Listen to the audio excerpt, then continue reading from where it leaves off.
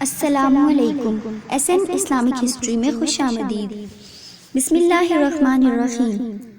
حضرت شیخ سعدی رحمۃ اللہ علیہ بیان کرتی ہیں کہ مصر کی ایک بستی میں ایک گوڈری پوش فقیر رہتا تھا اور وہ کسی سے کوئی بات نہ کرتا تھا۔ اس کی یہ خاموشی دیکھ کر لوگوں کے لیے اس کر بزرگی کی دلیل بن گئی تھی کہ وہ لوگ اسے اللہ عز و جل کا نیک بندہ جان کر ہر وقت پروانوں کی طرح اس کے گرد منڈلاتے رہتے تھے۔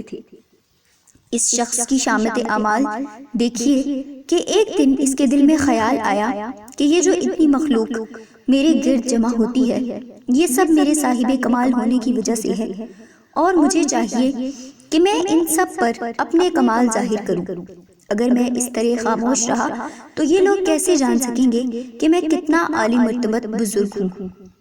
یہ خیال آتے ہی اس شخص نے اپنی خاموشی توڑ دی اور آنے والے عقیدت مندوں سے گفتگو کرنا شروع کر دی۔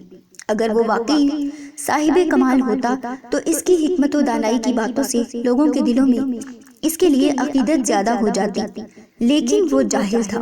اس لیے جب اس نے لوگوں سے الٹی سیدھی باتیں کی تو لوگ اس سے متنفر ہونا شروع ہو گئے اور اس کے پاس آنا چھوڑ دیا، اور لوگوں کی اس سے عقیدت ختم ہو گئی۔ حضرت شیخ سعدی رحمۃ اللہ علیہ یہ واقعہ بیان کرنے کے بعد فرماتے ہیں کہ اے عقل مند، خاموشی تیرے لیے باعث عزت ہے، اور یہ ایسا وصف ہے جو تیری جہالت کو چھپاتا ہے۔ بس تجھ پر لازم ہے کہ تو بغیر ضرورت کے اور بغیر سوچے سمجھے گفتگو نہ کرے کہ تیرے عیوب دوسروں پر ظاہر ہوں۔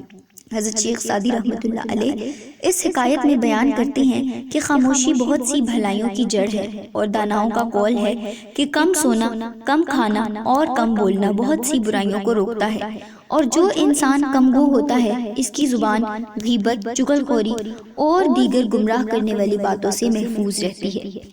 ناظرین، اگر آپ کو آج کی ہماری ویڈیو پسند آئی ہو تو ہماری ویڈیو کو لائک کریں اور ہمارے چینل کو سبسکرائب کر دیں۔